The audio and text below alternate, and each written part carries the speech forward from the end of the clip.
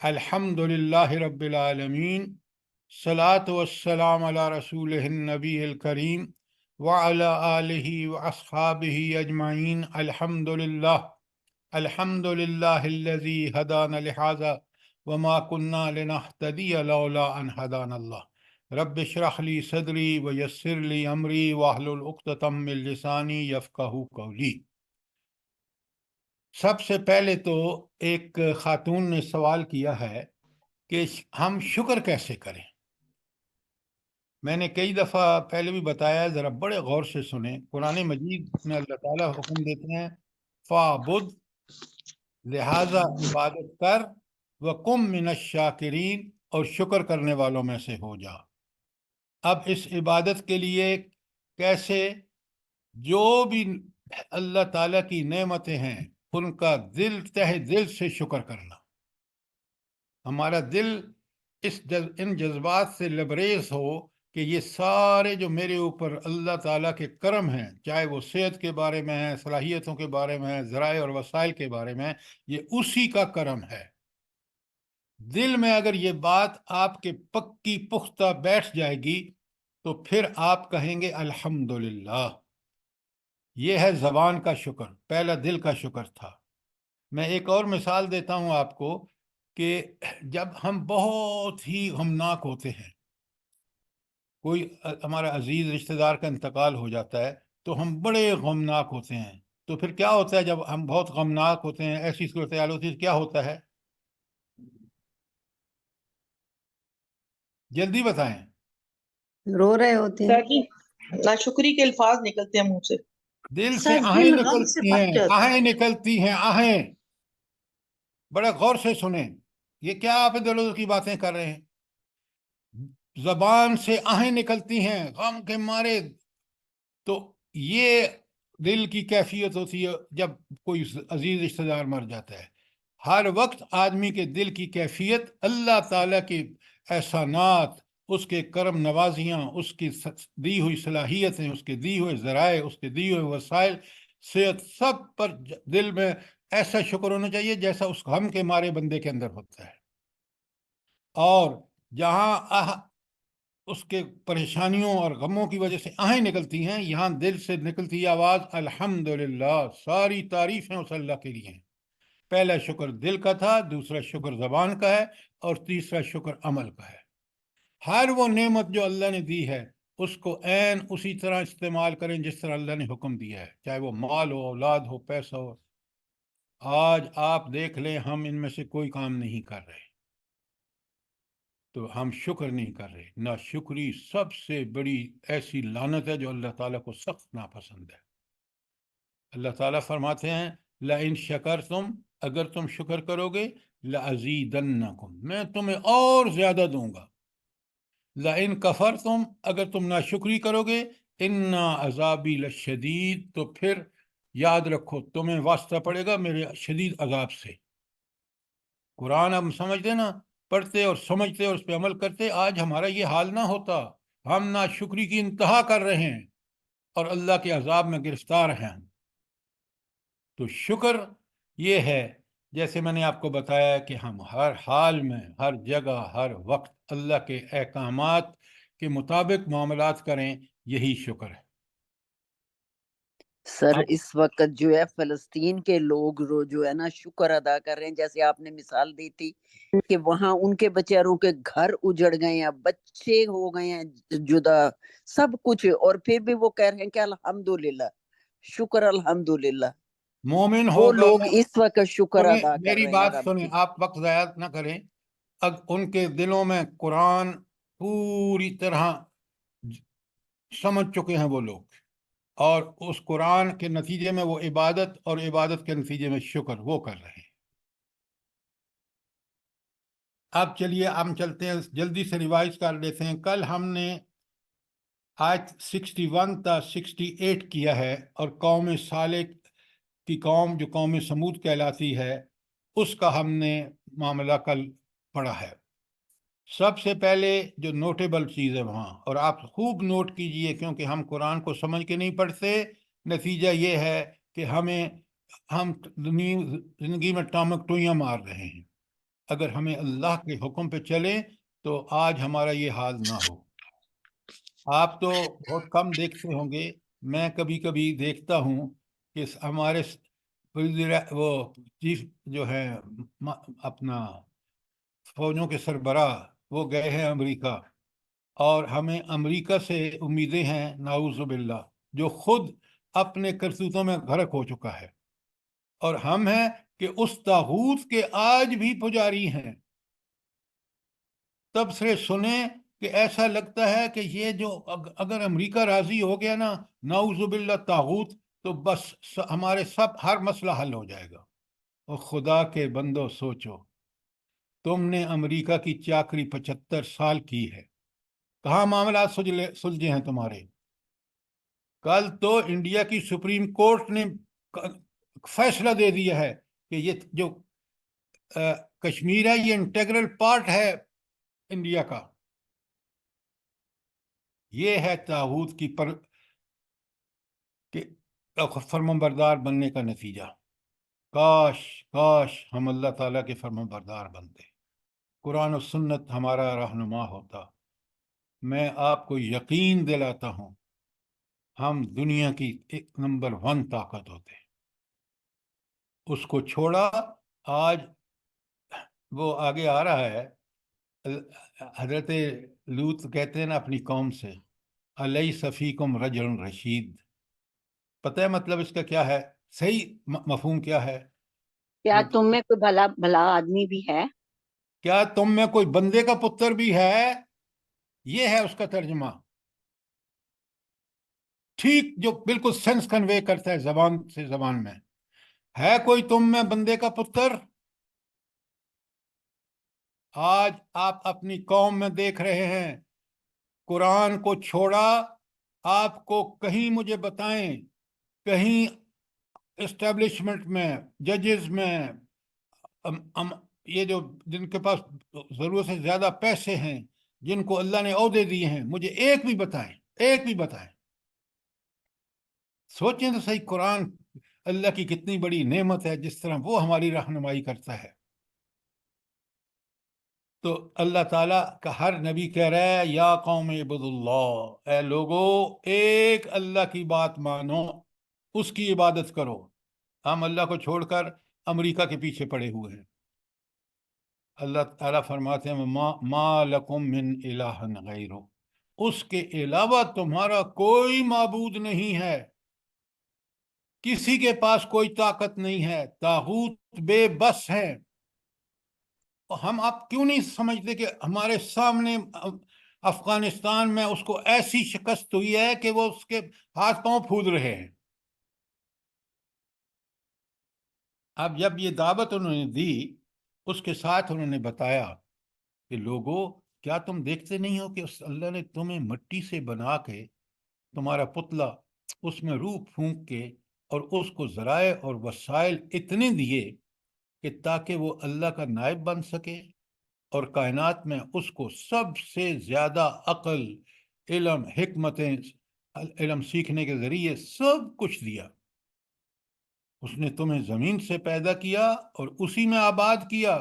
کمال دیکھیں، اسی مٹی سے سارے جتنی ہماری ضروریات ہیں جسم کی اسی سے پوری ہو رہی ہیں۔ لہذا 2 کام کرو، اگر تم نے غلطیاں کی ہیں تو سب سے پہلے توبہ استغفار کرو، اور اسی سے دعائیں کرو، کیونکہ وہ قریب بھی ہے اور مجیب بھی ہے۔ قریب شاہ رگ سے قریب ہے، ہمارے دلوں کے جذبات کو جانتا ہے۔ مجیب دعائیں وہی قبول کرتا ہے، ہر دعا کو وہ سنتا ہے خود۔ اب یہ قوم اس دعوت کے بعد پتہ کیا کہتی ہیں اس کو؟ حضرت صالح کو کہتے ہیں، یار ہم تو تمہیں بڑا اچھا آدمی سمجھتے تھے، ہماری تو تم سے بڑی امیدیں تھیں، کیونکہ نبی جو ہوتا ہے نا، یہ یاد رکھیں، وہ اس لیے کہہ رہے ہیں کہ وہ معاشرے کا بہترین انسان ہوتا ہے۔ تو وہ پھر کہتے ہیں تم عجیب آدمی ہو، ہمیں تو تم سے بڑی امیدیں تھیں، لیکن تم بھی بڑے عجیب آدمی ہو کہ بھلا ان چیزوں سے منع کرتے ہو جو ہمارے باپ دادا کر رہے تھے، اور پھر تمہاری نماز کیا چیز ہے کہ جو ہمیں روکتی ہے کس سے؟ کہ ہم اپنا مال جس طرح حرام حلال الٹا سیدھا کمائیں خرچ کریں. یہ انسان کا رویہ نہیں ہے. اس اللہ جس نے پیدا کیا ہے، جس نے وسائل دیے، اس کا کہنا مانے گا کامیاب، نہیں مانے گا. اس کے بعد نبی پھر وہی کہتا ہے جو پہلے تینوں انبیاء نے کہا ہے، حضرت نوح نے، حضرت ہود نے اور حضرت صالح بھی کہہ رہے ہیں کہ تمہیں نہیں پتا کہ مجھے اللہ نے ایک تو میری فطرت کو ٹھیک ٹھاک رکھا، میرے پاس نور بصیرت بھی ہے، اس کے بعد مجھے نور نبوت بھی مل گیا. اللہ تعالیٰ نے مجھے نبوت کے مقام پر سرفراز کیا.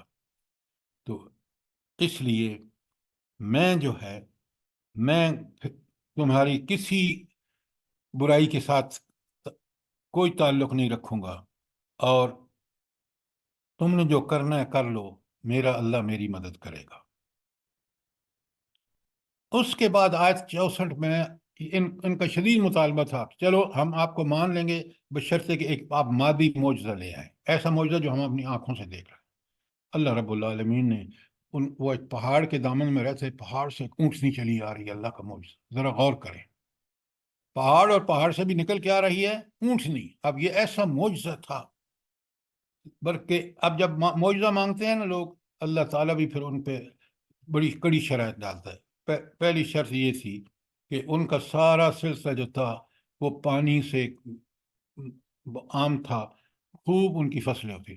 تو اللہ تعالیٰ نے فرمایا کہ اس اونٹنی کو کوئی روکے گا نہیں اپنے کھیت میں چرنے سے، پہلی بات.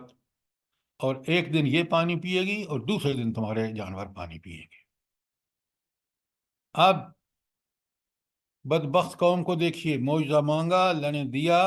اب انہوں نے کیا کیا کہ جب یہ ان کو سمجھ آئی کہ بھائی یہ تو بڑا مسئلہ ہو گیا، ہمارے جانور ایک دن کے بعد پانی چھوڑ کے پیتے ہیں، یہ اونٹنی ہے جو جہاں چاہے چرتی ہے، فصل خراب کرتی ہے.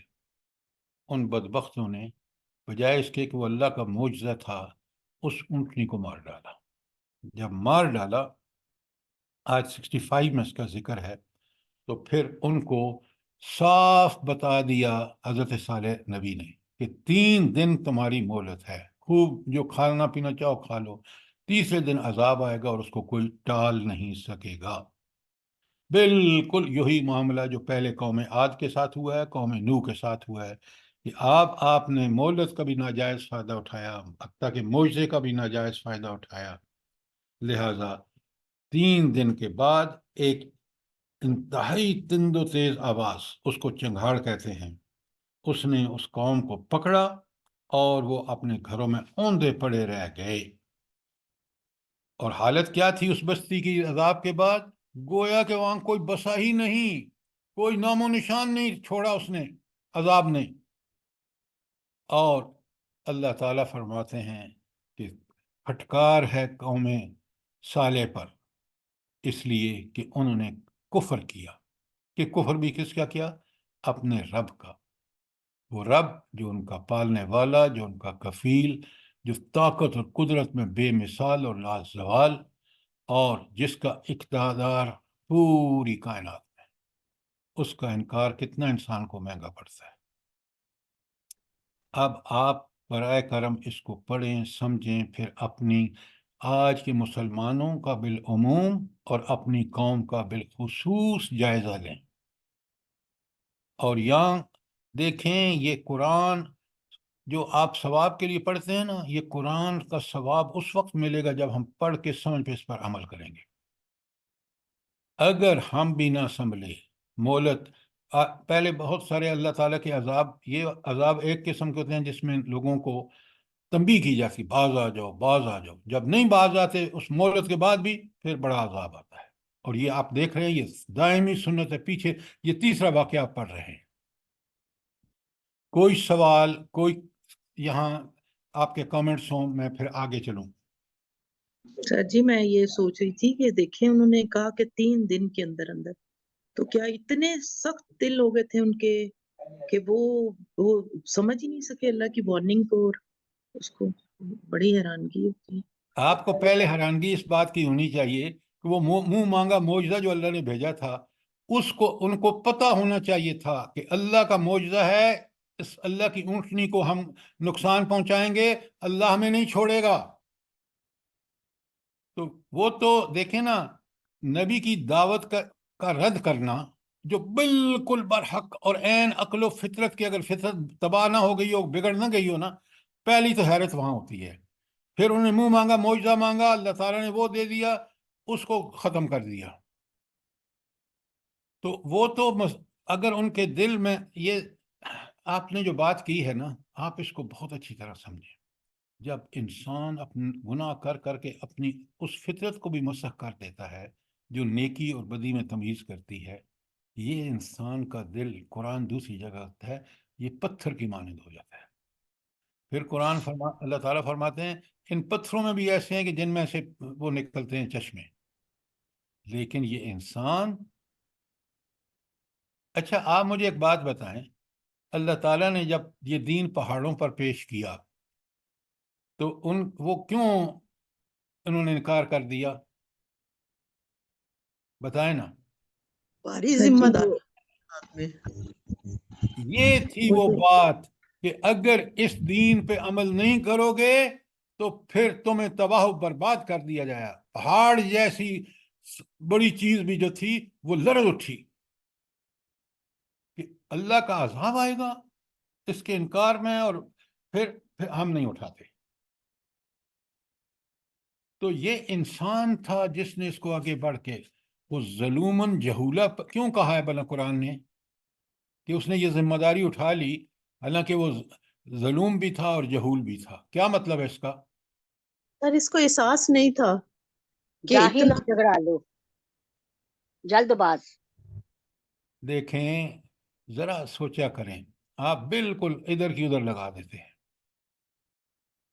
اس نے جہول کا مطلب ہے جو جانتا ہے کہ یہ اس کے کانسیکوینسز کیا ہیں، پھر بھی اپنی جہالت میں اس کو اٹھا لیتا ہے، جانتے بوجھتے ہوئے جہالت کا ثبوت دیتا ہے۔ اور ظلم اس لیے کہ ظلم کو بہت اچھی طرح سمجھتا ہے کہ ظلم کیا چیز ہے، دوسروں کا حق مارنا، دوسروں کے مال پہ قبضہ کر لینا، دوسروں کے حقوق پہ ڈاکہ ڈال دینا، اس کو پتہ تھا لیکن پھر بھی اس نے اٹھا لیا۔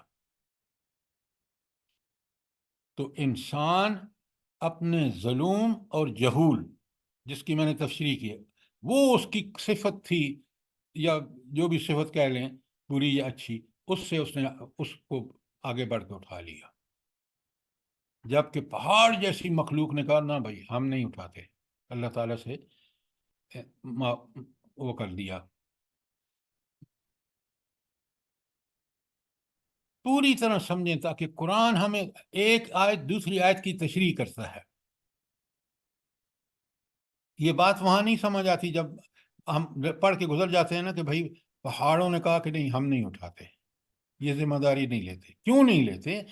یہ اس کا انذار تھا کہ اگر اس ذمہ داری کو اٹھانے میں سستی کی، انکار کیا، تو تمہیں تباہ و برباد کر دیا جائے گا۔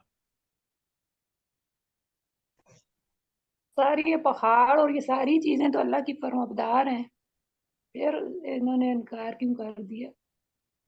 بھائی اللہ نے آپشن دیا تھا ان کو کہ ہاں آؤ، اگر تم یہ اٹھا سکتے ہو ذمہ داری تو میں تمہیں دیتا ہوں۔ وہ انکار کر دیا انہوں نے۔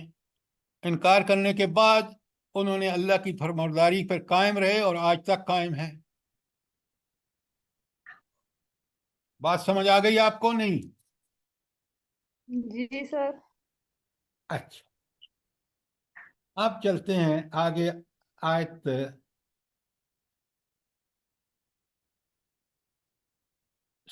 69 سر۔ 69 پہ سر۔ 69۔ اب واقعہ کس کا شروع ہو رہا ہے؟ ایک ایک واقعے کو بڑے غور سے دیکھیے۔ حضرت ابراہیم علیہ السلام کا واقعہ شروع ہو گیا، اور یہ کون نبی ہیں؟ حضرت نوح کے بعد یہ اللہ کے بڑے پیارے رسول ہیں۔ ان پر کیا نازل ہوا ہے بلا؟ صحف ابراہیم۔ ماشاء اللہ، آپ کا قرآن کا بہت اچھا مطالعہ ہے۔ सुफ़ इब्राहीम व मूसा, इन पर सहाइफ, ये भी अल्लाह ताला के, जिस तरह कुरान अल्लाह का सहीफ़ा है, इन पर भी इसी तरह सहाइफ नाज़िल हुई। ये बातें आपको कुरान से पूरी हज़रत इब्राहीम की आयत को देख के एक पूरा नक्शा आपको मिलता है, और अगर वो एक एक आयत पढ़ के वहीं उसको भुला दें और फिर अगली आयत पे चले जाएं, तो आपका पूरा टोटल कॉन्सेप्ट जो है मुकम्मल उस बारे में मालूमात उसी वक्त होती हैं। आप इब्राहीम अलैहिस्सलाम को देखें ना, अभी उनकी सिफात आएंगी। अच्छा, बिस्मिल्लाहिर्रहमानिर्रहीम। अल्लाह ताला फरमाते हैं कि वलक़द जाअत रुसुलुना इब्राहीम बिलबुश्रा, और हमारे फरिश्ते इब्राहीम के पास बशारत लेकर आए। कालू सलामा, तो उन्होंने, फरिश्तों ने कहा सलाम हो आप पर, सलामती हो। काल, इब्राहीम अलैहिस्सलाम ने जवाब दिया सलामुन, आप पर भी सलामती हो। फमा लबिस अन जाअ बिइजलिन हनीद, और कुछ देर न लगाई कि एक भुना हुआ बछड़ा उनके लिए ले आए। बशारत का जिक्र आगे आ रहा है, क्या बशारत उन्होंने दी। तो हज़रत इब्राहीम अलैहिस्सलाम इतने मेहमान नवाज थे कि आपको पता है उनके पास बड़े जानवर थे, फटाफट एक बछड़ा भून के ले आए कि ये हमारे मेहमान हैं, दो बड़े शरीफ इंसान नज़र आ रहे हैं, तो इनको फ़ौरन इनकी मेहमान नवाजी की जाए, इनकी ज़ियाफ़त की जाए। जब ले आए तो क्या होता है, फलम्मा ऐदियहुम ला तसिलु इलैहि, उन्होंने देखा कि इनके हाथ तो खाने की तरफ बढ़ ही नहीं रहे, यानी ये खाना खा ही नहीं सकते। देखे ना, इतनी बड़ी ज़ियाफ़त कि भुना हुआ बछड़ा सामने पड़ा हो और मेहमान है कि वो खा ही नहीं रहा। अब इब्राहीम अलैहिस्सलाम की समझ में आ गया कि ये इंसान नहीं है। अगर इंसान नहीं है तो फिर ज़रूर ये फरिश्ते हैं, क्योंकि फरिश्ते अल्लाह ताला के हुक्म से फरिश्ते ही अपनी हैयत तब्दील कर सकते हैं। आपने देखा कि जिब्राईल अमीन जब आए नज़ूर नबी करीम सल्लल्लाहु अलैहि वसल्लम के पास और सहाबा बैठे हुए थे, वो भी एक बहुत ही शानदार साफ सुथरा लिबास पहना के अल्लाह ताला ने उनको इंसान की शक्ल में भेजा। और फिर वो हदीस जो आप हदीस जिब्राईल बड़ी मशहूर है, आपको पता है, तो वो बयान हुई है। अच्छा, अब क्या होता है कि जब वो उनके हाथ खाने की तरफ नहीं बढ़ते तो नकिरहुम, तो न, उन्होंने उनको बड़ा अजनबी समझा कि ये कोई कोई और ही चीज है। वह औजस मिनहुम खीफा, और उन अजनबी समझकर अपने दिल में खौफ किया। जाहिर है, अच्छा इस खौफ की वजह मैं बता दूं आपको, आगे आ रही है। उनको समझ आ गई ये फरिश्ते हैं, और अल्लाह ताला फरिश्ते कब भेजता है, कुरान में कहाँ है, जब कोई अजाब आना वाला होता है। अजाब देना होता है। इसका जिक्र कहाँ आया है। सर वन नाज़ियाती गरक़ा वन नाशिताती नश्ता हाँ आगे पढ़ें। वस्साबिहाती सबहा फलमुदब्बिराती अमरा हाँ फिर, यौम तर्जुफुर राजिफा ततबउहा रादिफा। ये तो आखिरत की बात आ गई है। अब सुने गौर से, कुरान मजीद में एक जगह आता है कि ये लोग अंबिया से कहते थे कि तुम्हारे साथ तो हम देखते ही नहीं है कि फरिश्ते हैं। अगर तुम नबी होते तो कम से कम अल्लाह ताला तुम्हारे साथ कुछ फरिश्ते भेजते जो कहते हटो बचो और ये अल्लाह का नबी आ रहा है। ये तो है ही नहीं। वहां अल्लाह ताला ने फरमाया है कि फरिश्ते तो अजाब देने के लिए आते हैं, लिहाजा ये है वो बात जहां से स्टैब्लिश होता है कि फरिश्ते अजाब लेकर आते हैं। اچھا اب ذرا دیکھیے کہ وہ اسی لیے حضرت ابراہیم علیہ السلام پریشان ہوئے، وَأَوْجَسَ مِنْهُمْ خِیفَةً قَالُوا لَا تَخَفْ، ان فرشتوں نے کہا ڈرو مت، ان ارسلنا الی قوم لوط، ہمیں تو قوم لوط کی طرف بھیجا گیا ہے۔ کیا مطلب؟ کہ قوم لوط کے عذاب کے لیے بھیجا گیا ہے۔ اب یہ سب چیزیں جو ہیں وہ حضرت ابراہیم کی بیوی سن رہی تھیں، وَامْرَأَتُهُ قَائِمَةٌ، اور ان کی بیوی کھڑی تھی، فضاحکت، تو وہ بڑی ہنس پڑی، فبشرناها باسحاق، ہم نے اس خاتون کو خوشخبری دی اسحاق کی، ومن وراء اسحاق یعقوب، اور اسحاق کے بعد یعقوب کی بھی خوشخبری دی، یعنی دو بیٹوں کی خوشخبری، ایک بیٹا اور ایک پوتا، دونوں کی خوشخبری دی۔ اب ذرا آگے بڑے غور سے سنیے۔ قالت، تو اس عورت نے کہا، یعنی حضرت سارہ جو ابراہیم علیہ السلام، یا ویلتا، عجیب بات ہے، میری بدبختی، آلدو انا عجوزن، آلدو وانا عجوزن، میں آلیدو سوری آلدو، لام کی چیز زیر ہے، کیا میں بیٹے کو پیدا کروں گی یا میرے ہاں بیٹا ہوگا؟ وانا عجوزن، میں تو بوڑھی کھوسٹ ہوں، وہذا بالی شیخ، اور یہ میرا خامن بھی انتہائی بوڑھا ہو چکا ہے۔ ان ھذا لشیء عجیب، یہ تو بڑی عجیب بات ہوگی کہ اس دونوں میاں بیوی بوڑھے بڑھاپے میں اور پھر ان کے ہاں بچہ ہوگا۔ کس نے کہا؟ اس بیوی نے حیرت سے کہا، حضرت سارہ نے۔ آپ سنیے جواب فرشتوں کا۔ یہاں ایک چیز نوٹ کریں، فرشتے اپنے رب کے احکامات اور ان احکامات کی تکمیل سے اچھی طرح واقف ہیں۔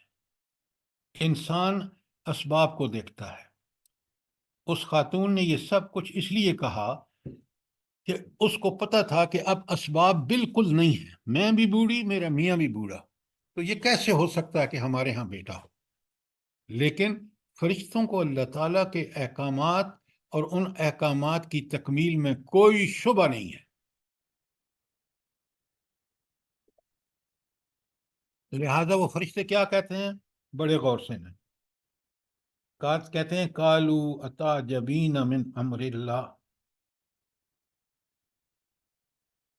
رحمت اللہ وبرکاتہ، کیا زبردست بات ہے۔ فرشتوں نے کہا تم اللہ تعالیٰ کی قدرت سے پر تعجب کرتی ہو، اور اے اہل بیت تم پر اللہ کی رحمت اور اس کی برکتیں ہیں۔ کیوں برکتیں ہیں؟ کیونکہ وہ اللہ کون ہے؟ حمید، اس کی تعریف تو آپ سے آپ ہو رہی ہے، ہر چیز دنیا کی تعریف کر رہی ہے، لہذا ایسی ہستی کہ جس کی دنیا کی ہر چیز آپ سے آپ تعریف کر رہی ہو، مجید، بڑی شان والا ہے، اس کی شانیں اتنی ہیں کہ آپ سمجھ بھی نہیں سکتے۔ تو جب وہ فیصلہ فرما لیتا ہے کہ اس کو اولاد دینی ہے، ارریسپیکٹو کہ بوڑھا ہے جوان ہے، وہ دے دیتا ہے، اور وہ ہو کے رہتی ہے، کیونکہ اس کا حکم ہو گیا، اس کا حکم یقینی نافذ ہوتا ہے۔ حضرت زکریا کا معاملہ آپ قرآن میں پڑھ چکے ہیں۔ یہاں جو بات ہے وہ بات یہ ہے کہ رب کے وعدے سچے اور برحق ہیں، اسی وعدے کے نتیجے میں آج ہم پر، مسلمانوں پر ذلت کے اللہ کا وعدہ ہے کہ تم میرے جب بنو گے فرمان بردار، مسلم بنو گے، میں تمہیں دنیا اور آخرت میں اپنی برکتیں اور اپنی تائید و نصرت سے نوازوں گا۔ آج ذلت جو ہے وہ اسی اللہ جو حکیم حمید المجید ہے، اسی کے احکام کی سرکشی اور بغاوت کرنے کی وجہ سے ہم پر ذلت اور پستی طاری ہے۔ بڑے غور سے دیکھیں، یہ قرآن اگر ہم سمجھ کے پڑھیں نا، ایک ایک چیز، ایک ایک آیت سے ہدایات کے وہ پہلو نکلتے ہیں، خاص کر جب آپ غور و فکر کرتے ہیں تو بندہ حیران رہ جاتا ہے، اور وہ چیزوں کو اپنی زندہ آنکھوں کے سامنے دیکھتا ہے، وہ ثابت شدہ ہیں تاریخ سے بھی، واقعات سے بھی۔ کوئی سوال آیت 73 کے بارے میں؟ آئیے 74 پہ چلتے ہیں۔ بسم اللہ الرحمن الرحیم۔ فلما ذهب عن ابراہیم روعا، جب ابراہیم علیہ السلام سے خوف جاتا رہا۔ خوف کس بات کا تھا؟ کہ او ہو، یہ تو فرشتے آ گئے، یہ تو عذاب لے کے آ رہے ہیں، کیونکہ یہ قوم لوط کے پاس جا رہے ہیں، قوم لوط نے تو انتہا کی نافرمانی کی ہے۔ تو جب تھوڑی دیر بعد یہ خوف ان سے کم ہوا، اور پھر انہوں نے خوشخبری بھی دی تھی، بجاءت البشرا، اور اس کو خوشخبری بھی مل چکی تھی، یجادلنا فی قوم لوط، انہوں نے قوم لوط کے بارے میں فرشتوں سے جھگڑنا شروع کر دیا۔ کیوں جھگڑنا شروع کر دیا؟ جلدی بتائیں۔ وہ نہیں چاہ رہے تھے کہ سر، قوم لوط پر عذاب آئے۔ قوم لوط علیہ السلام ان کے بھتیجے تھے، اور وہ تو کہہ رہے تھے کہ وہ تو ایمان والے ہیں، تو ان سے کیسے آپ جا کے بس عذاب دیں گے؟ بس کریں۔ آگے آیت دیکھیں، ان ابراہیم لحلیم اواء منیب۔ قرآن میں رہیے، قرآن آپ کی ادھر ادھر کی باتوں کو نہیں خاطر میں لاتا، قرآن حق خود بیان کرتا ہے، کتاب مبین ہے۔ ابراہیم اس لیے جھگڑ رہے تھے کہ پہلے وہ حلیم تھے، پھر وہ اواہ تھے، پھر تیسری بات وہ منیب تھے۔ کیا شان ہے حضرت ابراہیم کی! حلیم کا مطلب ہوتا ہے بڑے تحمل والا، کوئی اس کو الٹی سیدھی بھی کہہ دے تو وہ پرواہ نہیں کرتا، وہ اپنے دھن میں مگن رہتا ہے اور اپنا حق ادا کرتا ہے۔ اللہ تعالیٰ کے لیے یہ صفت الحلیم آئی ہے، اس کا مطلب یہ ہے کہ اللہ تعالیٰ ہماری غلطیوں کے باوجود، سرکشیوں کے باوجود، بغاوتوں کے باوجود اتنا حلیم اور اتنا بردبار ہے کہ وہ ہمارا رزق نہیں روکتا، ہمیں سزا فوراً نہیں دیتا۔ تو اللہ تعالیٰ نے کہا کہ ابراہیم بھی انسانوں میں اس جو تحمل والی صفت ہے اس کے حامل ہیں۔ کتنی بڑی بات ہے! یہ کون کہہ رہا ہے؟ یہ رب کہہ رہا ہے کہ یہ ابراہیم جو ہے لحلیم اواہ، اواہ ان کا مطلب ہے نرم دل۔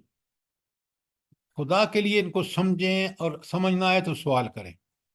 اواہ ان کا مطلب ہے نرم دل۔ نرم دلی انسان میں کس وقت آتی ہے بھلا؟ انسانوں میں نرم دلی کب آتی ہے؟ جب دلوں میں اللہ کا خوف ہو۔ اللہ کا خوف ہوگا تو پھر کیا کرے گا بندہ؟ سر، اللہ کی طرف رجوع کرنے والوں کے دل نرم ہوتے ہیں۔ اب اس کو منیب کو چھوڑیں، دل نرم کیسے ہوتے ہیں؟ سر جب کسی کا سے ہمدردی ہو یا کسی کا احساس ہو، کسی اللہ کے کو ساتھ آپ سے اللہ بچانے، تعالیٰ کے احکامات کو مان کر قرآن و اچھا، آپ سنت۔ بس کریں خدا کے لیے میں بات کر رہا ہوں، اس کو سمجھیں۔ دل نرم ہوتے ہیں اللہ کو یاد کرنے میں، ہر حکم میں اللہ کو یاد رکھا جائے تو دل نرم ہو جاتے ہیں۔ دل نرم ہونے کا مطلب ہے کہ یہ دل اتنا نرم ہو گیا ہے کہ یہ اللہ کی یاد میں اور اللہ کے کام حکم ماننے میں ہر وقت تیار رہتا ہے۔ اور دل سخت اس وقت ہو جاتے ہیں، بالکل اس کا الٹ سے سمجھیں۔ قرآن صاف صاف کہتا ہے کہ جب انسان گمراہیاں، سرکشیاں، بغاوتیں کرتا ہے تو اس کا دل سخت ہو جاتا ہے پتھر کی طرح، پھر اللہ اس پر مہر لگا دیتے ہیں۔ تو نرم دلی اس وقت پیدا ہوتی ہے جب انسان اللہ تعالیٰ کی اطاعت کا حق ادا کرتا ہے۔ اور جب حضرت ابراہیم اللہ اکبر، اللہ اکبر. پتھر سارے بت کے توڑ دیتے ہیں، ان کو آگ میں پھینکا جاتا ہے، وہاں سے حکم ہوتا ہے چلو مکہ. 90 سال سے زائد عمر کا بیٹا ملتا ہے حضرت اسماعیل. اللہ تعالیٰ فرماتے ہیں کہ اس کو ذبح کر، ذرا قربانی کر اس کی میرے راستے میں.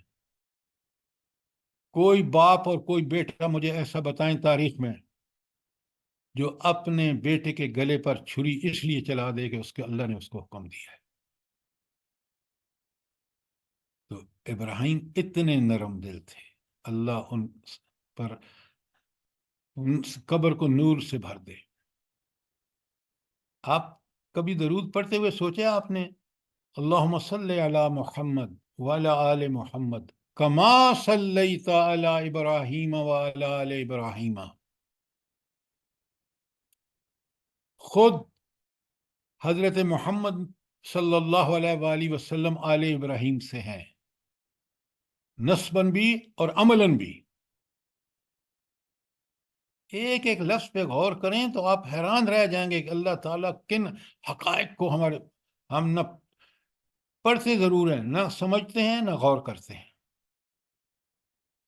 اچھا، ایک تو حلیم سمجھ لیا آپ نے، کوئی سوال ہو تو. اب واؤن سمجھ لیا. اب منیب. منیب کہتے ہیں بار بار پلٹنے والے کو، جو بار بار رجوع کرے. کس کی طرف؟ اللہ کی طرف.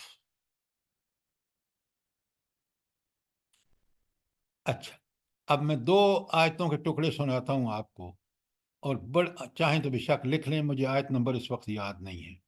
اللہ تعالیٰ فرماتے ہیں یہدی من ینیب، اللہ تعالیٰ اس کو ہدایت دیتا ہے جو اس کی طرف رجوع کرتا ہے. پہلی آیت کا ٹکڑا، دوسری آیت کا ٹکڑا.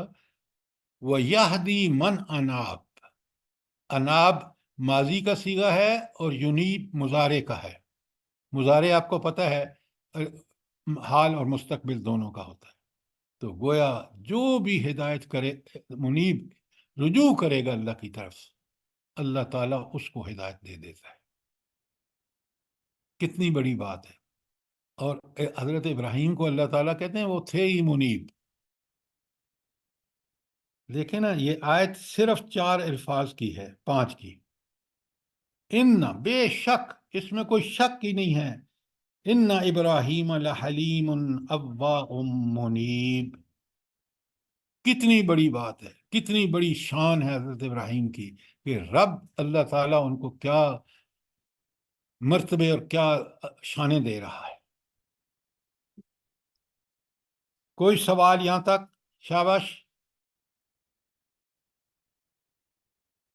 اب وہ سر یہ جو حضرت ابراہیم جو ہیں یہ فرشتوں سے جھگڑا کرتے ہیں، یہاں تھوڑا سا ذرا کر دیں گے اس کی ایک دفعہ اور پلیز؟ جزاک اللہ خیر. دیکھیں نا، وہ ایسے انسان ہیں کہ جب ان کو یہ پتہ چلا کہ یہ فرشتے آ گئے ہیں اور جا رہے ہیں قوم لوط پر یہ عذاب لے کر، تو وہ بڑے سخت پریشان ہوئے. کیوں؟ وہ نبی ہیں، ان کو پتہ ہے فرشتے جو عذاب لے کے آئے ہیں، 1 نمبر 1 یہ ٹل نہیں سکے گا کہ اللہ کا حکم ہے. دوسرا، اس قوم کی تباہی اور بربادی ہو جائے گی. یہ کوئی خاتون کہہ رہی تھی نا کہ وہ پہلے کہ وہ ایمان والے ہیں، وہ تو وہ گندی حرکت کر رہے تھے جو آگے آپ سنیں گے کہ انسان سوچ بھی نہیں سکتا. لہذا حضرت ابراہیم علیہ السلام کی پریشانی یہ تھی کہ یہ جو تباہی مچے گی، کیونکہ وہ نرم دل ہیں، حلیم ہیں، منیب ہیں، تو ان کو بالکل پتہ ہے کہ اللہ کا حکم جب اللہ کی لعنت اور پھٹکار آ جائے گی تو ان کا حشر برا ہو جائے گا. اس لیے وہ فرشتوں سے کہتے ہیں کہ بھئی کچھ رعایت کرو ان کے ساتھ، وغیرہ وغیرہ. اب بات سمجھ آ گئی؟ جی سر، جزاک اللہ خیر. اچھا، اب وہ فرشتے پتہ کیا جواب دیتے ہیں؟ آپ کو پتہ ہے فرشتوں میں تو کوئی جذبات نہیں ہوتے، ان کا صرف ایک کام ہے، اور وہ کیا ہے؟ کہ اللہ کا حکم نافذ کرنا ہے جیسا اللہ نے حکم دیا ہے. یا ابراہیم، وہ کہتے ہیں ابراہیم اعرض عن ھذا، اس بات کو جانے دو، یہ بات چھوڑ دو. کیوں؟ इन्नहु कद जा अम्रु रब्बिक, आपके रब का हुक्म आ चुका, अजाब का फैसला हो चुका। जी आयत नंबर 76 सुनिए। हजरत फरिश्ते हजरत इब्राहीम अलैहिस्सलाम को कहते हैं, या इब्राहीम अरिद अन हाजा, ऐ इब्राहीम अलैहिस्सलाम इस बात को जाने दीजिए। इन्नहु कद जा अम्रु रब्बिक, आपके रब का हुक्म आ चुका, कोई उसको टाल ही नहीं सकता। ये है अल्लाह के हुक्म, इससे अजाब के हुक्म से पहले पहले तौबा कर लूं मैं और आप। ये बड़ी वार्निंग है कि जब एक दफा फैसला हो गया वो कभी नहीं पलटेगा। उसके पलटने की एक सिर्फ कुरान में वाक़या मौजूद है, जब कौम यूनुस ने तौबा कर ली और अल्लाह से माफ़ी मांग कर अल्लाह के दीन पर आ गए, तो फिर जब हुक्म आ गया, अल्लाह ताला फरिश्ते फरमाते हैं, इन्नहुम आतीहिम अजाब, इन पर तो अजाब आके रहेगा, गैर मरदूद, जो कभी टलेगा नहीं। अल्लाह का फैसला हो गया। ये है अल्लाह का फैसला। इस फैसले से पहले पहले इंसानों के पास मौका है कि वो अपने रब से माफिया मांग लें।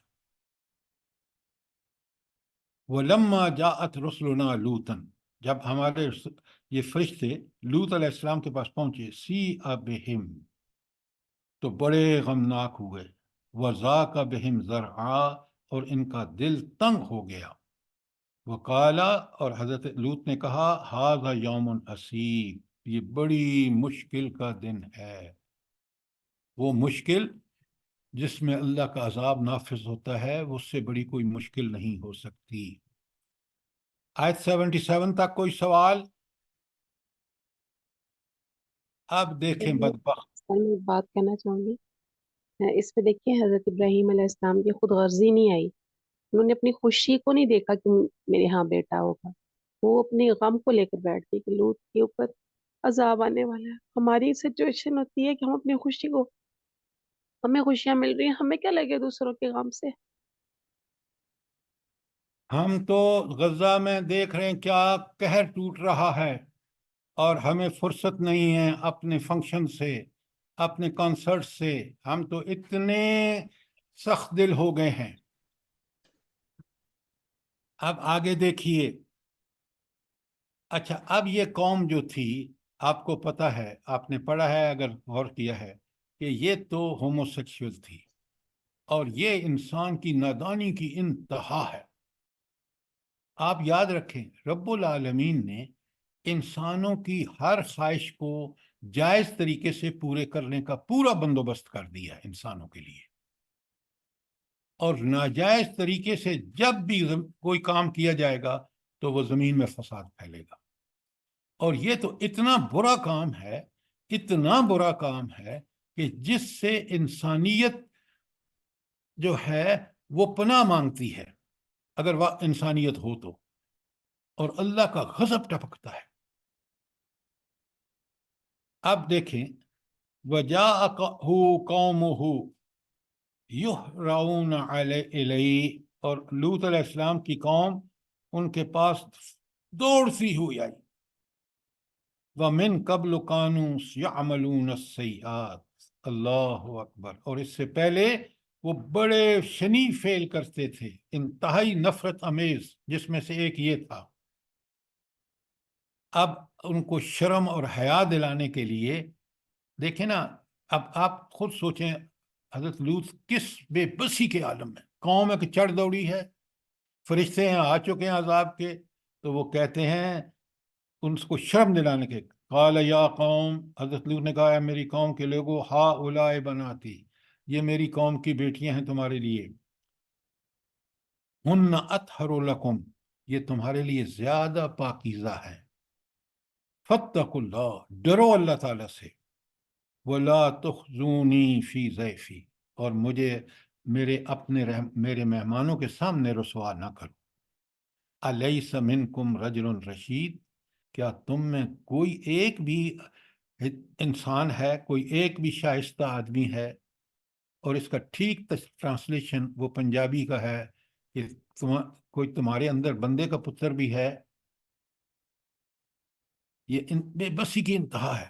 آگے دیکھیں کیا کہتے ہیں. بدبخت سنیں اس شرم دلانے پر بھی. یہاں اس کا مطلب مت لیجئے کہ حضرت لوط علیہ السلام کا نعوذ باللہ یہ مقصد تھا کہ یہ خواتین جو ہیں ان کا مقصد یہ تھا کہ اللہ نے تمہارے لیے حلال طریقہ رکھا ہے، ان خواتین سے شادیاں کرو اور اپنی یہ خواہش ان کے ساتھ پوری کرو.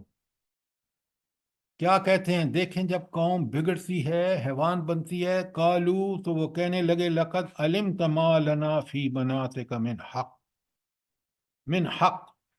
وہ بولے کہ تمہاری قوم کی بیٹیوں کی ہمیں کچھ حاجت نہیں. یہ ذرا غور کیجئے. وَإِنَّكَ لَتَعْلَمُ مَا نُرِيدُ، تمہیں تو اچھی طرح پتہ ہے ہم کیا چاہتے ہیں. اب دیکھیں نا رب العالمین کی اتمام حجت ہو رہی ہے نا. اللہ تعالیٰ نے 2 فرشتے بھیجے، خوبصورت لڑکے، اور ان بدبختوں کا اب یہ سارے ڈائلاگ آپ کو سمجھ آ جائیں گے. مجھے کھولنے کی کوئی ضرورت نہیں کیونکہ اگر ان کو کھولیں گے تو پھر وہ شرم و حیا کی بات ہے، تو آپ اس کو سمجھیں. نبی کتنا مجبور ہے ذرا سنیں آیت 180 میں. قال، حضرت لوط نے کہا لو ان بکم قوہ، کاش میرے پاس تمہارے مقابلے میں طاقت ہوتی، او آوی الی رکن شدید، یا کوئی مضبوط قلعے میں جا کے پناہ لے سکتا. بے بسی کی انتہا دیکھیں. اب یہاں فرشتے بول پڑتے ہیں. کیوں؟ وہ کہتے ہیں آپ پریشان نہ ہو. قالو، وہ کہنے لگے یا لوط، اے لوط علیہ السلام، ان رسل ربک، ہم تو تیرے رب کے بھیجے ہوئے ہیں. لن یصلوا الیکا، یہ تو آپ تک پہنچ ہی نہیں سکیں گے. پریشان کیوں ہو رہے ہیں؟ یہ تو پہنچ ہی نہیں سکیں گے آپ تک. فَأَسْرِ بِأَهْلِكَ من، اور فَأَسْرِ، اور چلو بِأَهْلِكَ، اپنے گھر والوں کو لے کر. آج سے مراد یاد رکھیے کل آپ کو بتایا ہے کہ یہ وہ سارے لوگ ہوتے ہیں جو نبی پر ایمان لے آتے ہیں. بِقِطْعٍ مِّنَ اللَّيْلِ، جب رات کا کوئی حصہ باقی ہو تو اس وقت لے کے چل نکلو اپنے اہل خانہ کے ساتھ، اہل ایمان کے ساتھ. وَلَا وَلَا يَتَلَفِّظْ مِنْكُمْ أَحَدٌ إِلَّا امْرَأَتُهُ، اور تم میں سے کوئی شخص پیچھے مڑ کر نہ دیکھے مگر تمہاری بیوی کہ جو اس آفت میں پڑنے والی ہے. انہو مصیبہا، یہ عذاب اس کو بھی پہنچنے والا ہے. ما اصابہم، جو ان کافروں کو پہنچے گا. ان موعدہم الصبح، ان کا جو وعدہ ہے وہ صبح کا وقت ہے. الیس صبح بقریب، کیا صبح قریب نہیں ہے؟ وہ تو آئی وہ صبح قریب ہے، اللہ کا عذاب بھی قریب ہے. اور وہ جو آپ کی بیوی ہے جو نافرمان ہے، جو ایمان نہیں لے کے آئی، وہ بھی انہی میں شامل ہوگی. کوئی سوال یہاں تک؟ فَلَمَّا جَاءَ أَمْرُنَا، اللہ اکبر، ذرا پڑھیے اور دہل جاتا ہے آدمی کا دل. جب ہمارا عذاب کا حکم آیا، جعلنا عالیہا سافلہا، ہم نے اوپر سے نیچے کر دیا، تہ بالا کر دیا. وَامْطَرْنَا عَلَيْهَا حِجَارَةً، اور ان پر پتھروں کی بارش کی. اب سوچیں، اور وہ پتھر کیسے تھے؟ من سجیل، کنکر تھے. منضود، اور وہ طے بطے. کیا مطلب؟ کہ ایک آیا بارش کا اور اس نے برسائی پتھر، پھر دوسرا لگاتار طے بطے، پہلے کی طے جمی، اس کے بعد دوسرا آیا، اس کی طے جمی، تیسری آیا، تو یوں ان پر تیش نیش کر دیا. عالیہ سافلہا، اونچے کو نیچا اور نیچے کو اونچا کر دیا، یعنی اوپر تباہی کا بربادی ہو گئی.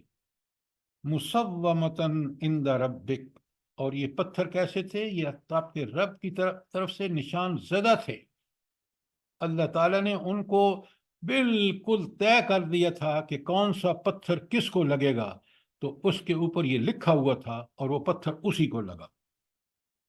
وما هي من الظالمین ببعید، اور یہ بستی ان ظالموں سے کچھ دور نہیں۔ جب وہ ٹریول کرتے تھے نا تو بحر لوط سے گزر کے جاتے تھے، ان بستیوں سے گزر کے جاتے تھے۔ تو کاش قرآن کس طرح اسی چیز کو جو وہاں زمین پہ نشانیاں تھیں، قرآن میں انہی نشانیوں کو اللہ تعالیٰ بیان فرما رہے ہیں، اور کس طرح اللہ رب العالمین ان آیات میں دیکھ رہے ہیں کہ قوم لوط کی جو گندی حرکت تھی، جو انسانیت کے بالکل برخلاف تھی، حیوان بھی یہ کام نہیں کرتے، تو اللہ تعالیٰ نے پھر ان کو ایسا کہ آج بھی بحر لوط میں آپ دیکھیں کہ مچھلیاں زندہ نہیں رہتی، اتنا اس عذاب کا اثر ہے۔ اس وقت عرب وہاں سے گزرتے تھے، آج تاریخ میں یہ چیزیں بالکل واضح طور بیان ہو چکی ہیں کہ یہ ہے بحر لوط کا حال اس عذاب کی وجہ سے۔ تو کاش یہ انسان باز آ جاتا۔ آپ کو پتہ ہے یہ جو اب بل آ رہا ہے جس کی پاکستان میں بھی مجبور کر رہے ہیں امریکہ، جب آپ اس کا لے کے کھائیں گے تو، کہ یہ جو بل ہے یہ ہومو سیکشولیٹی کو بھی عام کر رہا ہے اور زنا کو بھی عام کر رہا ہے، مرد چاہے تو عورت بن جائے، عورت چاہے تو مرد بن جائے۔ آپ سوچیں رب العالمین نے انسانوں کو عورتوں کو ایک خاص کام کے لیے پیدا کیا، مردوں کو دوسرے کے لیے پیدا کیا، اگر وہ اپنی اپنی حدود میں کام کریں تو یہ زمین رشک جنت بن جائے۔ اگر اس قرآن کو چھوڑیں اور سنت کو چھوڑیں تو یہ انسانیت حیوانیت کے درجے سے بھی نیچے گر جائے۔ سر ہم نے تو پڑھ کے ہی ہمارے تو مجھے تو لرزہ لگ گیا ہے، اور ان لوگوں کا کیا حشر ہوگا کہ انہیں بالکل بھی نہیں سمجھ آتی کہ ہم کتنے غلط کام کر رہے ہیں۔ میڈم آپ یہ سوچیں کہ جو لوگ اللہ کے اس دین کو، جس میں سراسر اس دنیا کی بھی اور آخرت کی بھلائیاں ہیں، اور اس نے انسان سے کوئی ایسا مطالبہ نہیں کیا جو اس کی فطرت کے مطابق نہ ہو، اس کو چھوڑ کر آج دیکھیں، کافروں کو تو چھوڑ دیں، مسلمان نام و نہاد مسلمان کس قدر طاغوت، وہ طاغوت اس کو کہتے ہیں جو اللہ کے مقابلے میں کھڑی ہو، جو اللہ کا مقابلہ کرے، چاہے وہ ادارے ہوں، چاہے وہ قومیں ہوں، چاہے وہ افراد ہوں۔ تو ہم تو طاغوت کے پیچھے چل رہے ہیں، کیوں؟ ہم نے اس قرآن کو چھوڑ دیا ہے۔ آپ میں یہ جذبہ اس لیے اللہ تعالیٰ نے قائم اور دائم رکھا ہوا ہے کہ آپ قرآن کے فالوور ہیں، آپ سنت کے فالوور ہیں۔ الحمدللہ۔ الحمدللہ۔ کوئی سوال؟ آج ہم نے حضرت لوط اور ان کی قوم کا معاملہ پڑھ لیا ہے، اور یہ آپ کو پتہ ہے پہلے ہم نے حضرت نوح کا پڑھا، پھر ہم نے حضرت ہود کا پڑھا، پھر ہم نے حضرت صالح کا پڑھا، اور آج ہم نے چوتھے حضرت لوط کا پڑھ لیا۔ کتنی بڑی اس کے اندر اللہ تعالیٰ کی نصیحت اور وارننگ اور انذار ہے، سوچیں ذرا۔ سر کاش کہ ابھی بھی ویسا ہی عذاب آتا، اس لیے کہ باقی عذاب جو آتے ہیں اس قسم کے لوگوں پہ، وہ ان سے سبق نہیں لیتے ہیں، وہ ان کو عذاب سمجھتے نہیں ہیں، شاید ایسا ہی پتھروں والا عذاب آئے تو یہ سمجھیں نا سر۔ اس وقت کوئی فائدہ نہیں ہوگا نا۔ آپ دیکھیں نا، فائدہ تو آج ہے کہ ان ساری باتوں کا نتیجہ ایک ہی نکلتا ہے کہ توبہ طائب ہو، پلٹو اپنے رب کی طرف، اللہ آپ کو معاف کر دے گا بشرطے کہ سچی توبہ استغفار کریں۔ تو اگر اس عذاب کا فیصلہ ہو گیا، اگر ہم نے نہ مانا نعوذ باللہ، تو پھر کوئی بچا نہیں سکتا۔ لیکن سر اگر ایک علاقے میں آئے تو باقی علاقے والے تو شاید سدھر جائیں، اس لیے کہ وہ اب قرآن پہ تو سبق لیتے نہیں ہیں کہ بھئی قرآن بتا رہا ہے کہ ایسا عذاب آ چکا ہے۔ یہ آپ بات ٹھیک نہیں کر رہے۔ قرآن کہتا ہے کہ جب وہ عذاب آ جاتا ہے نا، اس کے بعد توبہ بھی قبول نہیں ہوتی۔ فرعون کی توبہ قبول ہوئی ہے، ڈوب رہا تھا، کس طرح اس نے اخلاص سے کہا کہ میں ایمان لایا موسیٰ اور ہارون کے رب پر، بچ گیا۔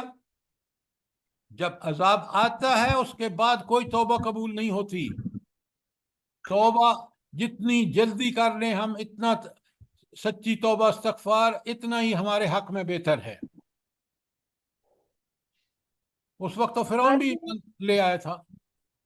सर जी ये अजाब से तो ये देखें, अगर जो बंदा सुधरने वाला होता है तो अजाब का इंतजार क्या करना, अल्लाह ताला इंसान पे आसानियां भी ले जाता है, मुश्किलात, इनसे ही सबक ले ले तो सुधर जाए। हाँ, ये बात जो आप कह रहे हैं ना, ये ठीक नहीं है। अल्लाह ताला ने हिदायत पाने के लिए किताब और नबी भेजा है, उस पर पक्का ईमान, सच्चा ईमान होगा तो आप बचेंगे। अगर वो ईमान नहीं है, जैसा आज उम्मत के पास मसला है साथ, तो फिर कोई अमल नहीं होगा उसके मुताबिक, क्योंकि ईमान कच्चा है। अस्सलाम वालेकुम सर, ये जितनी उन पहली वाली कौमों में एक एक बुराई थी, वो सारी बुराइयां इस वक्त हमारे अंदर मौजूद हैं। तो ये जो ट्रांसजेंडर के नाम से जो इन्होंने कहा कि लड़के की लड़के से शादी, और ये सारा भी तो हमारे यहाँ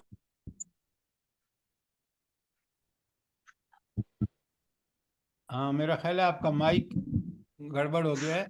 ये ट्रांसजेंडर बिल्कुल कौम अमले लूत का एक नया वर्शन है, और हम अब अल्लाह ताला को नाउजुबिल्ला चैलेंज कर रहे हैं इस दौर का तरक्की याफ्ता इंसान और कौमें कि कर ले जो कुछ करना है। अल्लाह ना करे वो अजाब आए तो ये इनके 14 तबक रोशन हो जाएंगे।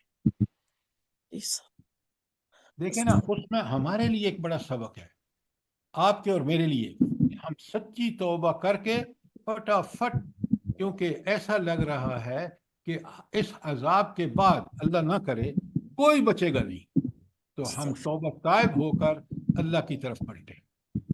जी सर छोटे छोटे अजाब तो आ रहे हैं ना, वबाओं की सूरत में, बीमारियों की सूरतों में। अल्लाह ने इनके दिल बंद कर दिए हुए हैं, इन्हें कुछ सुनाई नहीं दे रहा, दिखाई नहीं दे रहा।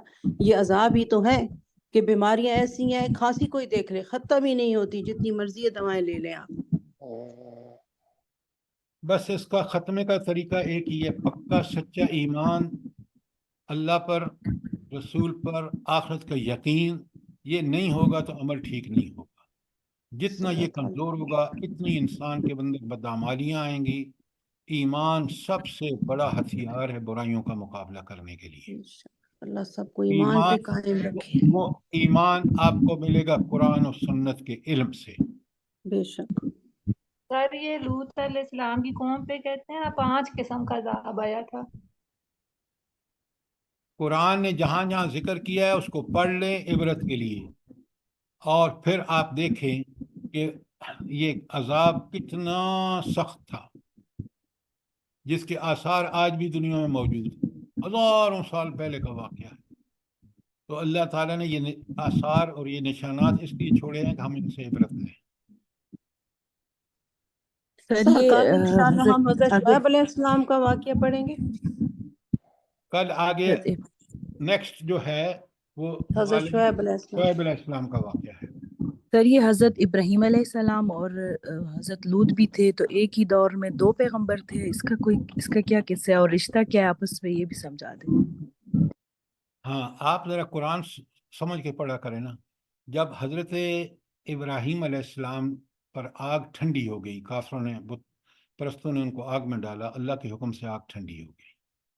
उनको हुक्म हुआ कि आप अब हिजरत कर जाएं फ़लस्तीन, और फिर आपने काबतुल्लाह में जाना है। उस वक्त 2 आदमी इनके साथ थे जब वहां से निकले हैं। एक इनकी बीवी सारा, जिसका जिक्र आज आपने पढ़ा है, और दूसरे उनके भतीजे हजरत लूत अलैहिस्सलाम। ये भी पैगंबर हुए, और फिर इनका की कौम जो जिस जहाँ गए, जहाँ ये कौम थी, उसका जिक्र आपने आज पूरी तरह पढ़ लिया। तो ये इब्राहीम अलैहिस्सलाम के साथ इराक से निकले थे 2 आदमी, इनकी बीवी हजरत सारा और हजरत लूत। अब बात समझ आ गई?